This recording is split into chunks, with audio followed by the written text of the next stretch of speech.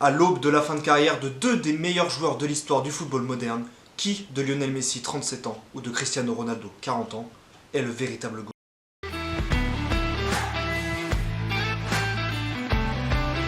Pour définir lequel des deux mérite ce titre honorifique, nous allons nous baser sur différents critères. Le palmarès de chacun, le contexte dans lequel ils ont évolué, leur qualité technique individuelle, l'héritage laissé derrière eux, évidemment, vu que c'est ma vidéo, mon point de vue personnel. L'Argentin, formé à la Masia, remporte ses premiers titres collectifs lors de la saison 2004-2005, avec un championnat remporté sous les couleurs du FC Barcelone. Au cours de cette saison, il jouera ses 9 premiers matchs en professionnel, 7 en championnat, 1 en Coupe d'Espagne et même 1 en Ligue des Champions. Match de Ligue des Champions joué lors des phases de poule face au Shakhtar Donetsk. Cette saison sera aussi pour lui l'occasion de marquer son premier but en professionnel lors de la 34e journée du championnat face à Albacete le 1er mai 2005. Son premier titre avec la sélection nationale arrivera quant à lui en 2008 à l'occasion des Jeux Olympiques. Une victoire de l'Argentine, 1-0 en finale face au Nigeria, après avoir éliminé son coéquipier et capitaine du Brésil Ronaldinho en demi. Sur le plan personnel, il gagne le premier ballon d'or de sa carrière en 2009, succédant à son adversaire de toujours, Cristiano Ronaldo. Son armoire à trophées est extrêmement remplie avec 46 titres collectifs. 35 avec le FC Barcelone, dont 10 championnats et 4 Ligues des Champions. 3 avec le Paris Saint-Germain, 2 avec l'Inter Miami et 6 avec l'Argentine, dont la dernière Coupe du Monde en 2022. Il détient également le record de ballons d'or remportés avec 8. Le Portugais formé au Sporting a lui aussi fait une première saison professionnelle très remarquée. Il jouera un total de 31 matchs avec son club formateur lors de la saison 2002-2003, pour un total de 5 buts et 6 passes décisives. À cette occasion, il remportera son premier titre collectif avec la Supercoupe du Porto. Transféré la saison suivante à Manchester United, tous les yeux sont braqués sur le natif de Funchal. Pour sa première saison en Angleterre, son club gagnera la FA Cup face à Millwall 3-0. Avec une ouverture du score signée CR7. Son premier match international aura lieu le 20 août 2003 en amical face au Kazakhstan. Une entrée à la mi-temps à la place de la légende Luis Figo et un trophée d'homme du match. En 2009, il signe avec le club de sa vie. Puisqu'il rejoint le Real Madrid pour 94 millions d'euros, c'est tout simplement un record absolu à l'époque. Au cours de sa carrière, il remportera 33 titres collectifs. 1 avec le Sporting, 9 avec Manchester United, 15 avec le Real Madrid, dont 4 Ligues des Champions, 5 avec la Juventus, 1 avec Al Nasser et 2 avec la sélection portugaise. Sur un plan personnel, il remportera 5 ballons d'or. Pour notre premier critère, le point revient logiquement à Lionel Messi. On commence avec le Portugais qui a plus voyagé que Lionel Messi et qui a su s'imposer dans tous les clubs où il est passé. Il quitte son club formateur à 18 ans et devient immédiatement titulaire dans le meilleur club d'Europe de l'époque. Accompagné de Paul Scholes, Rio Ferdinand ou encore Ryan Giggs, CR7 se montre sans trembler et prouve qu'il a bel et bien sa place dans cette équipe. Au Real, les attentes sont différentes, Cristiano Ronaldo arrivant déjà avec un statut de superstar. Un rôle qu'il assumera sans aucun problème. Là aussi, accompagné par les meilleurs joueurs du monde. Pepe, Ramos, Xabi Alonso ou encore Iker Casillas, Ronaldo s'est parfaitement intégré à son nouveau club et a été impactant dès le début. Arrivé en 2018 à la Juventus de Turin, il performe encore une fois de plus. Cette fois-ci, certes, l'effectif reste de qualité, mais bien moins que ce qu'avait connu Cristiano Ronaldo par le passé. Malgré tout, des noms comme Paulo Dybala, Blaise Matuidi ou encore Leonardo Bonucci accompagnent le Portugais dans cette nouvelle aventure. S'ensuit un retour que l'on pourrait qualifier de catastrophique à Manchester United, dû notamment à une inimitié avec Erik ten Hag. Et pour finir, une pré-retraite tranquille du côté de l'Arabie Saoudite et le club d'Al Nasser. De son côté, le natif de Rosario a une carrière marquée de stabilité avec presque 20 ans dans le même club. Son club, le FC Barcelone.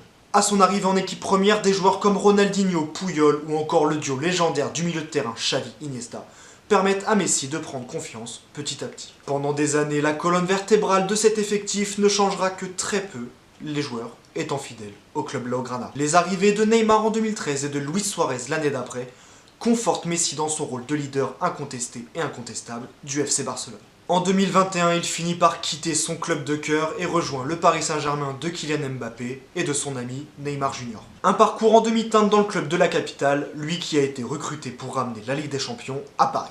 Seulement 2 saisons après son arrivée, il quitte le club de la capitale et rejoint les États-Unis et plus particulièrement l'Inter Miami, pour lui aussi avoir une pré-retraite plutôt tranquille. Le point concernant le contexte revient au Portugais qui a su s'imposer dans tous les clubs où il est passé. Là où Léo Messi est resté plus longtemps dans son club avec un statut qui faisait de lui un intouchable. Même si Cristiano Ronaldo a des qualités techniques hors du commun, pour moi Lionel Messi est bien meilleur dans ce domaine.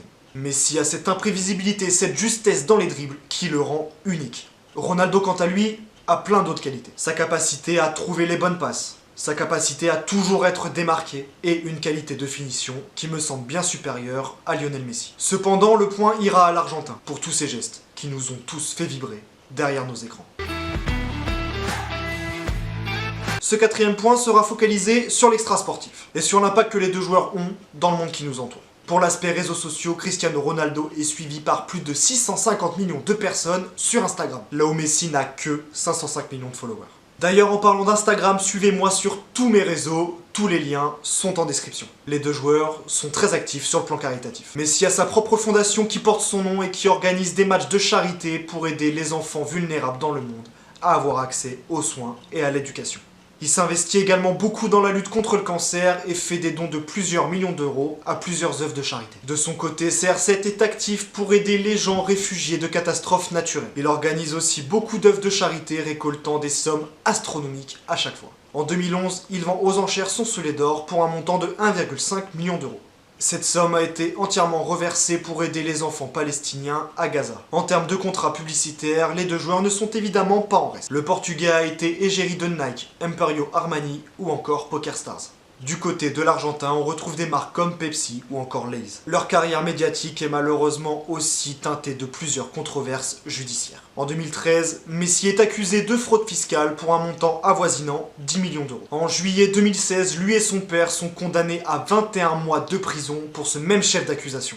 Après le passage en appel de l'affaire, leurs amendes respectives de 2,1 millions d'euros pour Lionel Messi et 1,3 million d'euros pour son père sont maintenues. Messi paye les amendes très rapidement, ce qui évite aux deux hommes de finir derrière les barreaux. Cristiano Ronaldo est lui aussi accusé de fraude fiscale, mais ses affaires les plus graves ne se trouvent pas ici. En octobre 2005, Ronaldo et un autre individu sont interpellés puis entendus par la police, suite à 2 plaintes pour viol. L'affaire sera classée sans suite après le retrait de la plainte d'une des 2 femmes. Pour Ronaldo, l'histoire se répète en 2018. Catherine Mallorca porte plainte contre le joueur de la Juventus pour des faits qui se seraient déroulés en juin 2009 à Las Vegas. Une nouvelle fois, le dossier est classé sans suite par le tribunal du Nevada. Les deux joueurs ont un impact immense sur le paysage médiatique mondial. Mais des affaires judiciaires viennent noircir leurs tableaux respectifs. Nous avons devant nous 2 extraterrestres. L'un ultra domine les débats au niveau des statistiques et notamment des buts. L'autre est un artiste, un magicien du ballon.